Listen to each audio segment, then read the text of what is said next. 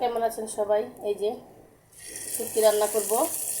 তো এখানে অনেকদিন পরে বড় ভিডিও নিয়ে আসলাম। বেশি বড় ভিডিও আনা হচ্ছে না, সময়ের অভাবে।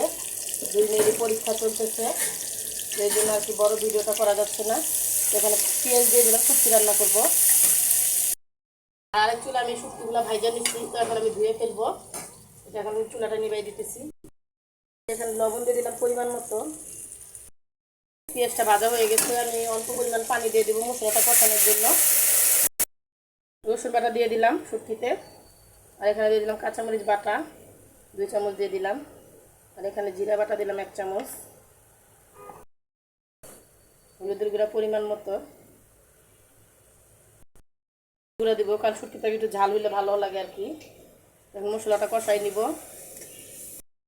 কষানো হয়েছে, আলু আর কাঁঠালের বিচিগুলো আগে কষাই নিব। দিয়ে দিলাম। তো এই যে এখানে দিয়ে দিচ্ছি, এটা কষানো মশলাটার সাথে মিশিয়ে দিলাম।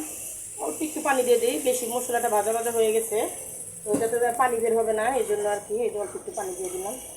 এটা কষানো হোক, রেখে দিলাম। এই যে দেখি কি অবস্থা। এই যে কষানো হয়েছে। এখন এই যে এখানে আমি তরকারিগুলো সব দিয়ে দিব। তরকারি মানে কি, নিচ্ছি বেগুন আর দুন্দুল নিয়ে নিচ্ছি। এই যে এটা একটু মিশাই নিই, তারপর শুটকিটা দিয়ে দেবো। কারণ শুটকিটা আমি অনেক সময় গরম পানিতে ভিজিয়ে রাখার কারণে শুটকিটা কেমন জানি গইলা গইলা গেছে। শুটকিটা দিয়ে দিতেছি, কাটা কাটা না লাগলেই হয়। তরকারি তো কইমা যাবে, একটু মিশাই ঢাইকা দিই বেগুন আর দুন্দুল।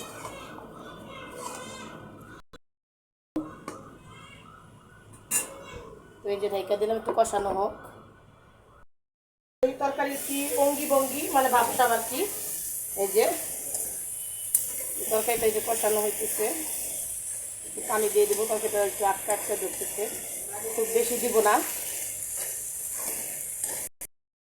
এই যে তরকারিটা কষাই নিচ্ছি, এরকম করে দেখলাম আমার শাশুড়ি রান্না করে কাঁঠালের বিচি আলু দিয়ে বেগুন দিয়ে। আপনাদের ভাইয়ের খুব পছন্দ, তো যদিও সচরাচর মেয়েরা অত পছন্দ করে না।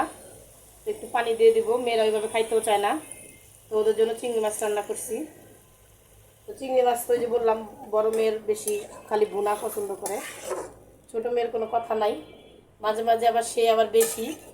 তো এই যে এখন ঢাইকা দিব, এটাই আর একটু ধনিয়া পাতাও দিব।